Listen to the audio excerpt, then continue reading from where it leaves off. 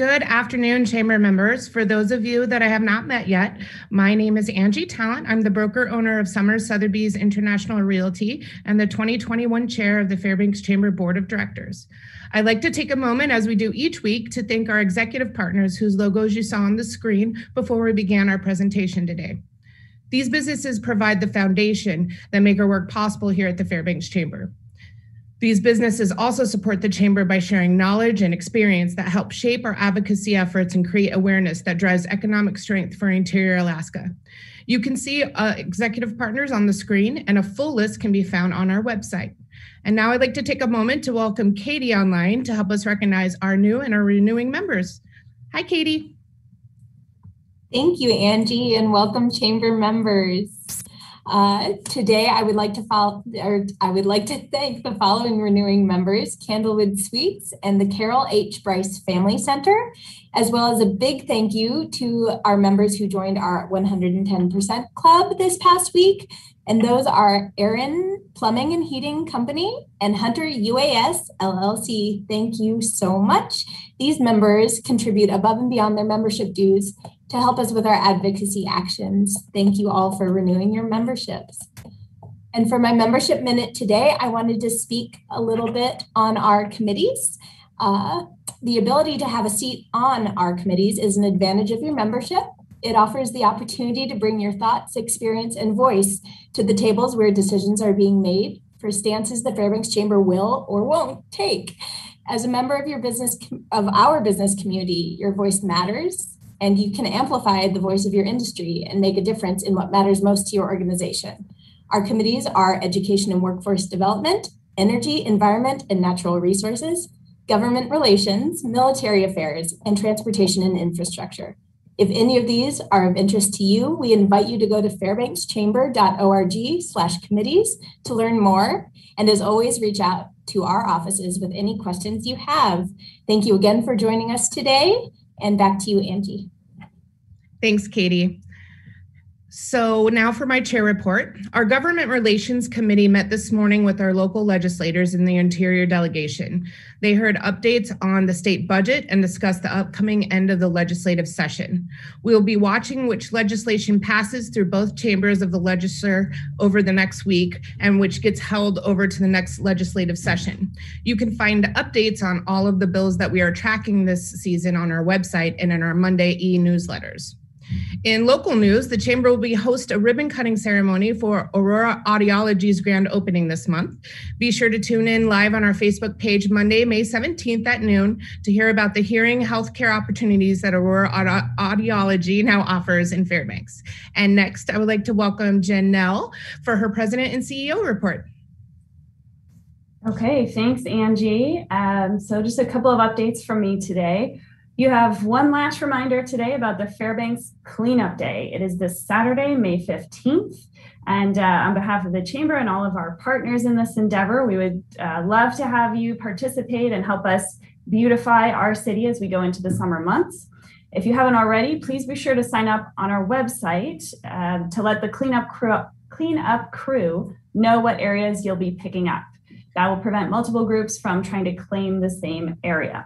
So for updates on where to pick up your bags and other details, please visit our website and follow the brand new Golden Heart Cleanup Day Facebook group.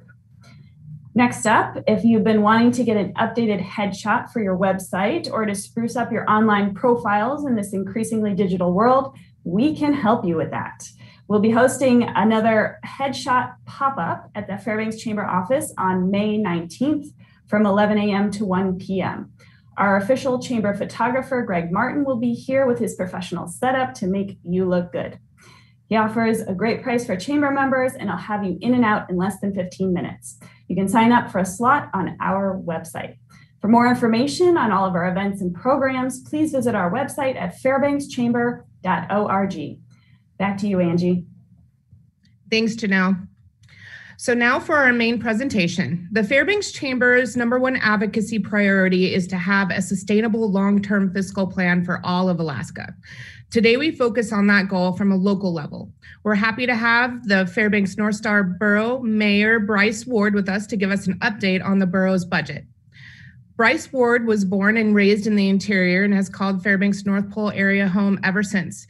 He was elected and sworn in as the 12th mayor of Fairbanks North Star Borough on October 25th of 2018. He is serving his first 3-year term as borough mayor.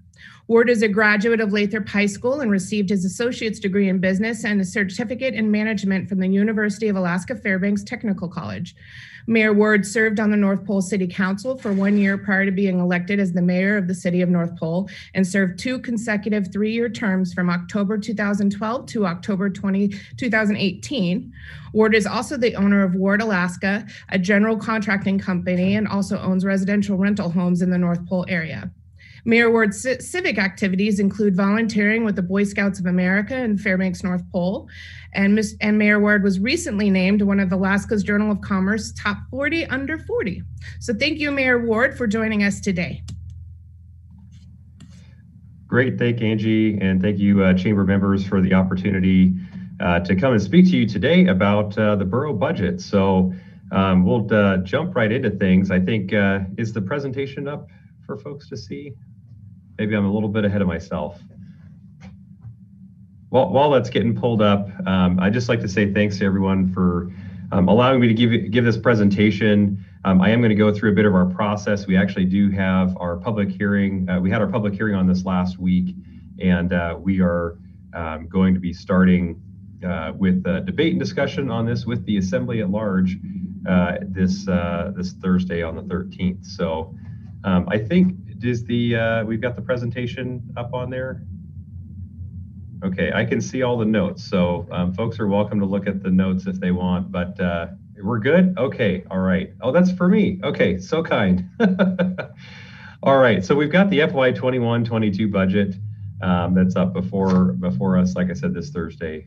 Next slide, please. So the FY22 recommended budget this year is $173,496,346. I proposed a budget with a mill rate of 13.799 mils. It's a 0.092 decrease from the prior year, so that's about 1/10 of a mil. Not a whole lot, but it's in the right direction, I think, is what we're going for.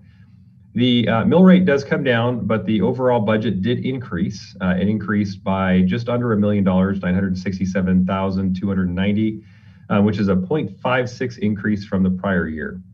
This also includes an increase to the CIPMR, which was previously known as the FMR, to $12 million. So as part of this budget, it includes that contribution. And the Assembly did recently change that. This ordinance, the ordinance that created the funding mechanism for the FMR, now is this known as the CIPMR, was originally 7%, has been now increased to 10%. So 10% of the revenue that we expect to collect in the upcoming year has to go into this capital program. And so that's about $12 million this year. Next slide, please. This shows our budgets over time, over the last 10 years. You can see we've had a steady increase over time. However, the last 2 years have been flat, if not decreased. This is based on the recommended budget again. And next slide. So I just referred to the recommended budget. That's a little bit different. There's actually 3 different budget processes that we go through. The recommended budget is one that I submit, the mayor submits to the Assembly. No later than the first Thursday after April 1st every year. We make that a little bit complicated, but basically it's about a week after the 1st. We then have our approved budget. This is the budget with all the amendments approved by the Assembly that is no later than May 31st. And then our amended revised budget, and that is the budget with all amendments approved throughout the fiscal year. So when you're looking at comparing prior year numbers, you want to make sure you're looking at all 3 of those. The recommended budget, the approved budget, and then ultimately the revised budget, which includes any of those amendments that have been made throughout the year. Next slide, please. So goals goals and challenges for this upcoming year, I'll go over these. We've got our area-wide property taxes have been levied $6.6 million under the cap. And we have an estimated mill rate set slightly below last year's at 13.799 mils. The last year's mill rate was 13.891. The estimated non-area-wide mill rate is set the same, so we kept that completely flat at 0.619. And we've used $5.6 million from the general fund balance designated for tax reduction to maintain the unassigned fund balance at no less than the fiscal policy target level, which is that level that we shoot for, which is about 26 million or 17% of the prior year operating expenses. We asked, we did ask, back one more if you would. There we go. Okay, we did ask all of our departments to absorb any increases that they had, with the exception of our COLAs and CPIs. Of course, this last year's CPI was pretty low, and we're expecting that to be zero for this upcoming year, as it's a negative, at least for our budget concerns. We did keep, at least with my recommended budget, the school district funding level at 49 million, just a little bit over 49 million, despite the drop of enrollment with students. Next slide. We did appropriate $150,000 for energy efficient, the energy efficient tax credit program for new construction. I'll take this opportunity to talk a little bit about this program. This was recently approved by the Assembly this spring. And what this does is we're encouraging 6-star construction for new homes being built in the Fairbanks North Star Borough. So if you build a 6-star energy home, if you got any contractors out there, and you meet the requirements that we have in code, which is basically the same as HFC's requirement for getting your PERS 101, 102 done, then you're eligible for a $7,500 tax credit off of area-wide taxes paid. So it's a pretty good deal. It's good for 1 year, 1 year only, and it is subject to appropriation by the Assembly, but we did include that in this recommended budget. We did assign a contingency for tax valuation uncertainty. We have a couple pretty big cases out there that we wanted to make sure we weren't going to negatively impact our mill rate or our ability to provide services throughout the year. So we have that allocated as a contingency allocation to fund balance. This budget also brings the Carlson Center management in-house, adding staff to manage and run that facility, restructures our Parks and Rec department to create a new Riverside division to promote efficiencies. So basically that facility, Carlson Center, as we proposed, will be managed with Pioneer Park with those staff. Total cost is partially offset by the expiration of the existing contract, and then revenues we expect to bring in based on that performance of that operation. It incorporates Ordinance 21-14 into the budget, which is changing that contribution to the CIPMR and changing the name to CIPMR from FMR to 10% of area-wide current taxes, which is currently about $12 million, just a little bit over 12 million. Next slide. So we have a few major taxing jurisdictions. There's really 3 major ones I want to go over, and then we'll talk about service districts in just a minute. Area-wide, this is the portion of your tax bill that covers all of our essential functions that we have to do based on state law, as well as the things that we've elected to do as a community. So it's things like planning and zoning, collection and valuation of taxes, schools, animal control, libraries, air pollution control, solid waste disposal at the landfill that's operated as an enterprise fund, parks and recreation, our transportation system, as well as various other services that we provide through the Fairbanks North Star Borough.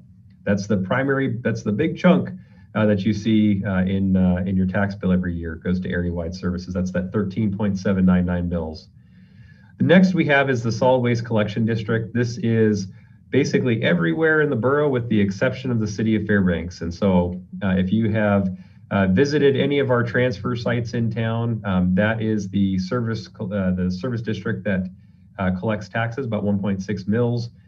To provide services at those transfer sites. As you know, we've got a number of things that we're doing to try to look at management of those facilities to ensure we're doing that in a cost-effective way.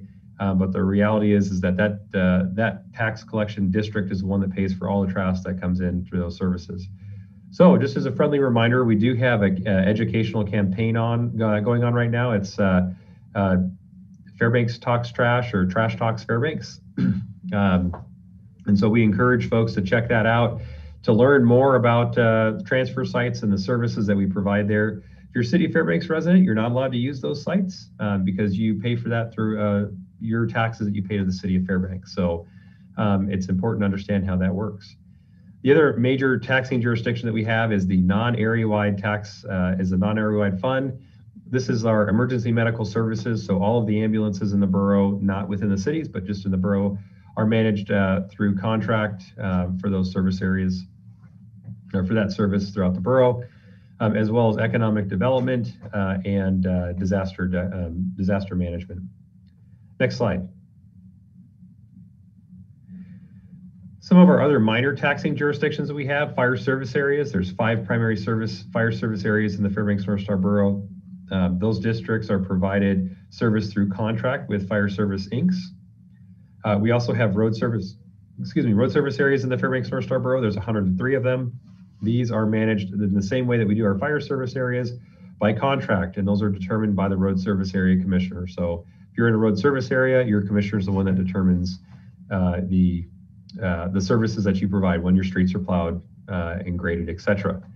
And then we do have a couple other service areas. We do have a lighting district in the Fairbanks area that's over on University in Geist. And then we also do have a sewer service district, which is out on Blaine Road. Next slide, please.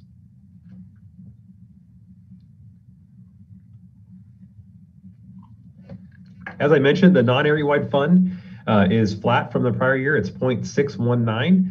It is $40,000 under the tax cap. And so we have the tax revenue cap here in the borough, which is for all of our taxing jurisdictions, road service areas, all of these different funds that we talked about today.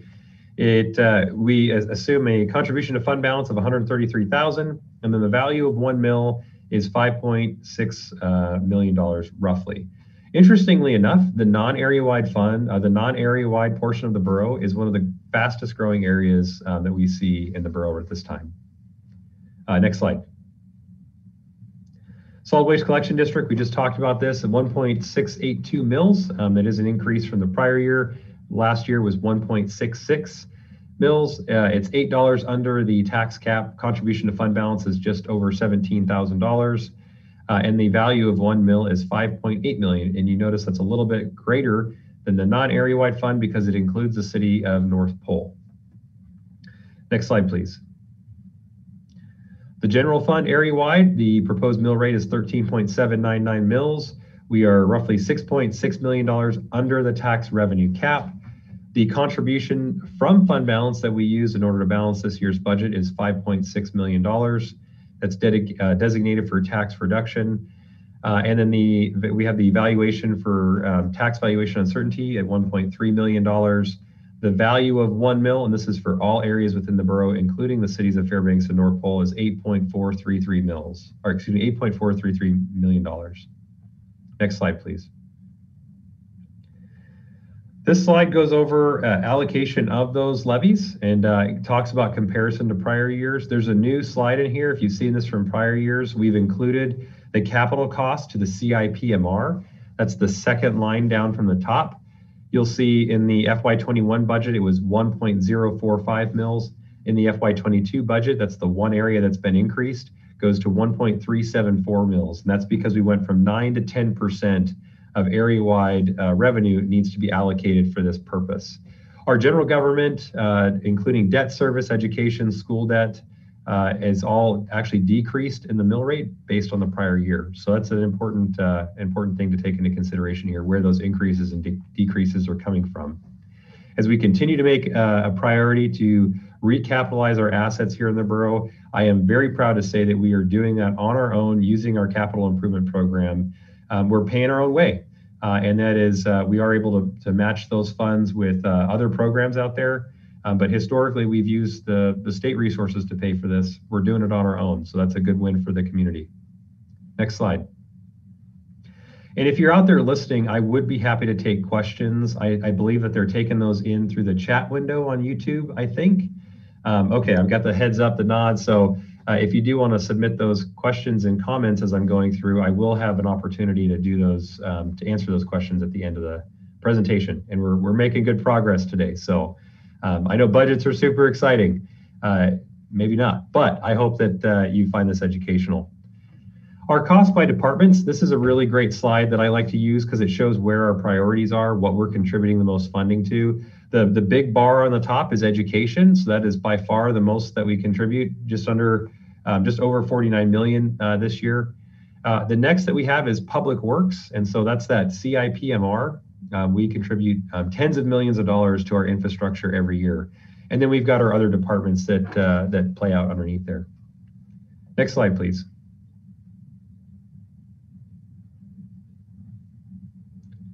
Okay, so talk about employee adjustments. One of the big changes that we have in this year's budget, really the only area that we've got outside of the CIPMR for growth, is to take over management of the Carlson Center.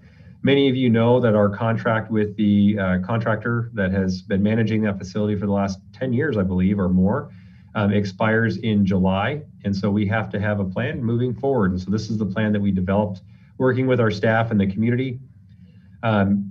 It does require increased personnel.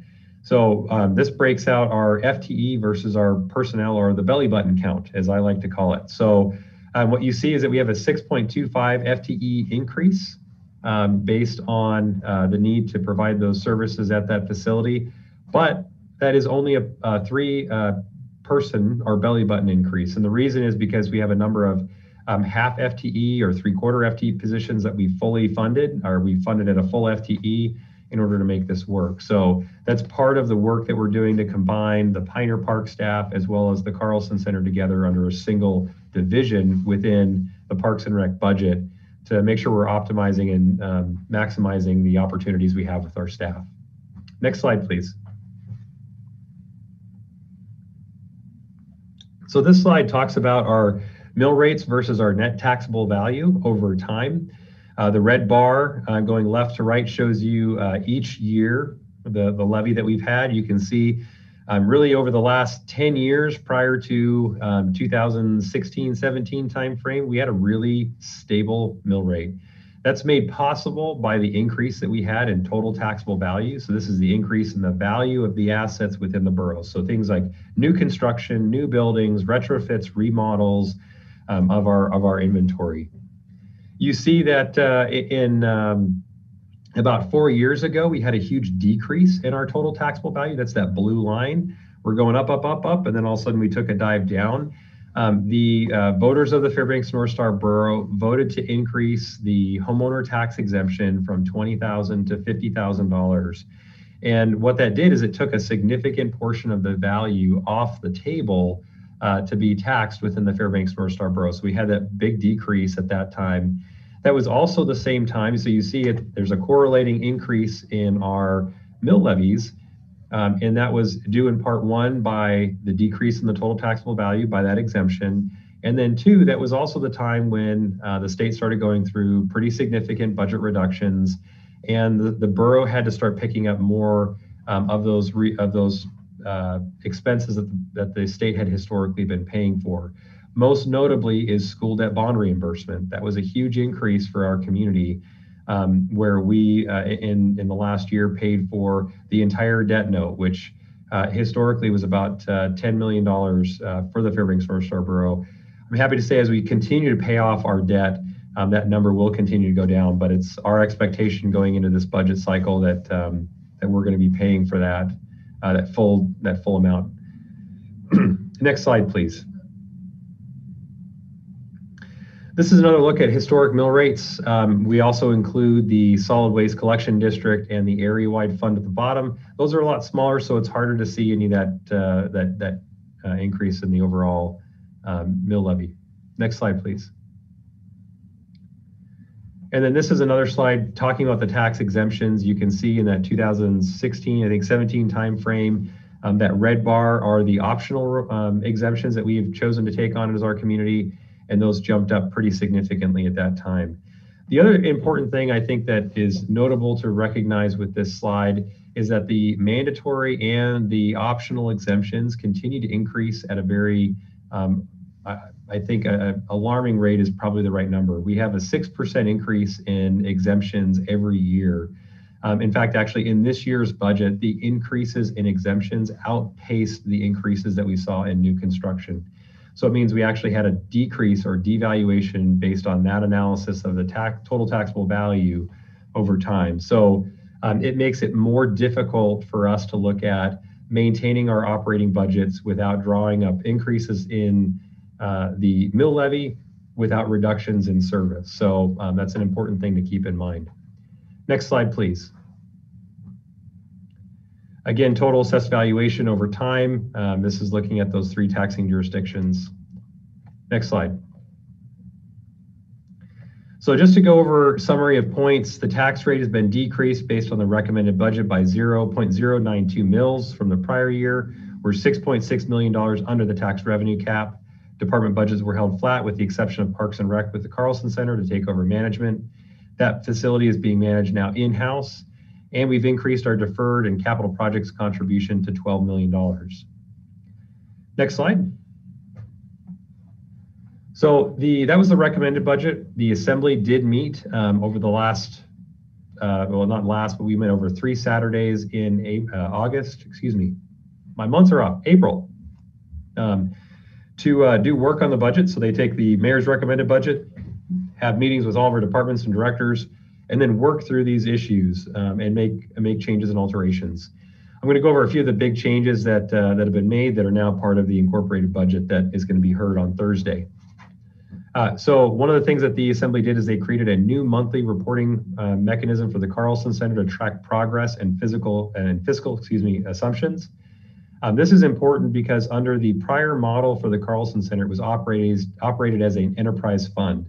When we take the Carlson Center back under borough management, it would be run like any of our other facilities, the Big Dipper, any one of our pools, which are not managed with through an enterprise system. So it makes it more difficult to track revenues, expenditures, to look at it like a profit and loss balance sheet. So essentially what this does, it creates a P&L for the Carlson Center so the Assembly can track progress, and based on our assumptions that we've made for revenue and expenditures to see if we are meeting those expectations over the next year. We did, I should say the Assembly did increase school district contribution from the local level by $400,000, so that puts them at roughly $49.5 million as local contribution. The Assembly did cut $197,000 in multi-year programs. So these are multi-year programs we have for programs throughout the borough. Next slide, please. The Assembly also did add 1 new vehicle for the code enforcement officer. It came to our attention in the budget discussions that the code enforcement officer that we have shares a vehicle with the entire community planning department, which can make it difficult for them to get out if there is an issue that comes up. So the Assembly decided to allocate a vehicle specifically for that purpose. And they did create a new project for a code enforcement citizen problem reporter program. Essentially what this does is it uses our GIS reporting system to be able to log these issues as they come up throughout the community. So for instance, if you see an encroachment into the right-of-way or a vehicle that is parked in a right-of-way or a public easement, you can actually take a picture of that, submit it to our staff, and then it would log a complaint within the system. And then you would be able to track that. So you'd be able to go back to that system over time and say, okay, has that old ATCO unit that got pushed out into the right-of-way been cleaned up, and be able to track that progress. The Assembly also did reduce the destination marketing grant to Explore Fairbanks by $350,000 to make it in alignment with the 65% code requirement for our projected revenues for bed tax. So what that means is that the Assembly by code says that 65% of the projected revenue that comes in bed tax dollars goes to destination marketing. In my recommended budget, we included basically a hold harmless for the Explore Fairbanks grant based on the prior year reduction that we saw at $1 million with the expectation that we would use ARP or American Recovery Plan funds to cover the difference. Once we get that guidance, the Assembly wanted to take a more conservative approach to that, said, no, we're going to reduce it, wait till the guidance comes out, and then we'll do an appropriation. Next slide, please. And that brings us to the end. So I would like to give a small plug for the borough's website, fnsb.gov. We do have a very specific budget site set up. We've done some little videos talking about how budgets are developed, at least some of the methodology that I use being the mayor at this time. So if you're interested, check out our new site if you haven't been there. Take a few moments to familiarize yourself. The government tab is one of my favorites, government assembly or government, and then your departments. but you can type it in fnsb.gov/budget. Under that government tab, we also have the budget, talk about our historical budgets. You've got some great resources there. So we're really excited to have this resource available for us now. So with that, Janelle, I'd be happy to take questions. I think we did pretty good on our timing there, so I've got a good 10 or 15 minutes. Yes, we did very well on time, and I just think it's great that you have a favorite tab on the borough's website. I'm gonna have to think about which is my favorite tab on our website now, so I can use that going forward. So we don't have a lot of questions coming in yet, so I thought maybe I would just start off with one that perhaps is just my lack of knowledge, but I think maybe there might be other people who would have this question and just don't ask it. I know that the mill rate is an important part of these discussions about the budget every time, and I'll admit, I do not understand the mill rate. So I don't know if you can give us a quick primer just to, what does that really mean? Yeah, so a mill rate is a rate of taxation. So your mill rate is essentially 1/1,000,000th the value of whatever your property is. So the easiest way to think about it, we think about it in terms of $100,000. So if you have a house that's worth $100,000 and the mill rate is, we'll use our example, 13.799 mils, that means that you can multiply that, or you can move the decimal point 2 places based on $100,000, and that will give you the taxes that you pay. So if we have a 13.799 mill rate and you have a value of a home of $100,000, that means you're going to pay $1,377 in taxes based on that valuation. So the simple way to do that is if you figure it out for 100,000, you can multiply it by increases to whatever your value is. So if you have a $200,000 home, it means that you're going to pay 2.6 or so, $2,600, $700 roughly. And we actually do have a video on the Borough website, fnsb.gov/budget, which talks about the mill rate. So that's a brief synopsis. That's why it's really important. And while I've got the floor, I'll kind of keep talking here. The mill rate is really important because that's established by the Assembly. So that is the rate of taxation that you pay for the upcoming year. The other really important part about this is your valuation. And so the assessor and the assessing department are the ones that determine the valuation of your property based on market conditions and what your home or your property would sell for on the market based on our understanding and inputs. So that your valuation comes out usually in January of every year. Once you get your valuation, you have a 30-day period to either agree with the valuation that the assessor has determined for your property or to contest it. And so that's your window to come in, talk with our assessors. Maybe there's a misunderstanding. Oftentimes that happens. Folks did a calculation. They thought your garage was 300 square feet and it's actually, or maybe it's 3,000 square feet and it's actually 2,000 square feet. And so things like that, square footage, amenities, or type of features, if you will, with your home, all have an impact on the value. And so it's important to make sure you get that right. And you only have that window. I know we have a number of folks that come in throughout the year and they say, oh, my home's not valued right. Well, if you don't come within that window, then you lose your ability to appeal for that year. But you can certainly appeal the next year. I think that's definitely a good PSA for those of us who weren't aware that there's that deadline. So good to know. Okay, so a couple of questions that I'm kind of going to maybe combine together. The pandemic obviously had an effect on a lot of budgets at all different levels of our community. So has there been any distinct or identifiable difference to the borough's budget going forward, either from the changes to the local economy or from the federal money that's been coming in and has, certain ways that it can be used?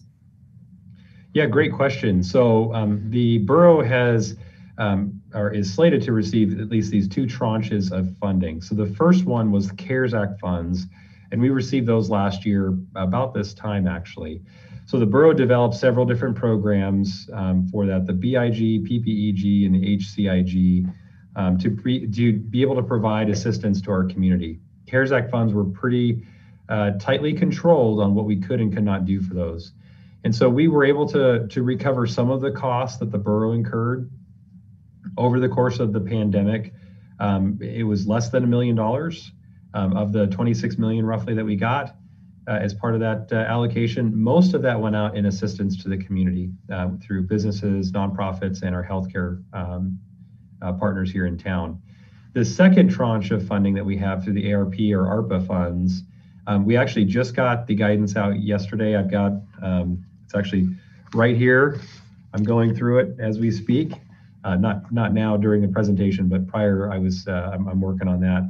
And we're looking at the different ways in which we can provide relief to our community. One, through revenue replacement. This allocation of funds allows us to do that. So things like bed tax dollars, where we clearly have a loss in bed tax revenue over prior years, we can take that into consideration. In fact, that's actually the section I'm on right now, which looks at what your comparable numbers are for lost revenue. So what that does for us and for all of us as taxpayers is, if we can bring in additional revenue to make up those losses, it means that we can either bring down our own rate of taxation or use it to continue to provide services that we have not been able to do over the pandemic. Now, with all of that being said, I think we've done a pretty phenomenal job of being able to maintain the services that we have here at the borough, albeit not at the same level or degree that folks would want. So, prior to the last spike that we had here in the community with COVID cases, we were doing reopening for many of our facilities, libraries, pools, etc. So many of those we've been able to continue to provide services throughout the pandemic, although they've been at a much lower rate than we would like to, not full capacity. So we're definitely going to continue to move down that front to be able to continue to do those certain, we're here to provide services. That's what the borough's here to do. And so we want to make sure we're able to do that and meet the needs of the community. But we are looking at the ARPA fund guidance that came out and looking at what we can do. Our community was slated to receive, at least the Fairbanks North Star Borough, just under $19 million. The city of Fairbanks and the city of North Pole also received funding under that allocation.